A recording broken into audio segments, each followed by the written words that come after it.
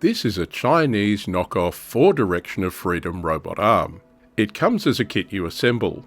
I bought mine from AliExpress for about $30. As you can see, it's finished. The arm can move forwards and backwards and swivel left and right. The claw can raise and lower, and the jaws open and close. Control is via joysticks, with these two being on a shield that plugs into an Arduino Uno R3 clone board. My board did not travel well, but I repaired it and modified the power delivery so the servo motors aren't powered by the Arduino. Assembly was fiddly, not helped by a complete lack of instructions, and when I did find some instructions, the claw assembly on my kit turned out to be different. It also didn't have any code base to run it, so I wrote some myself. But it's finished, and it works. I got smarter, and that's the point, right?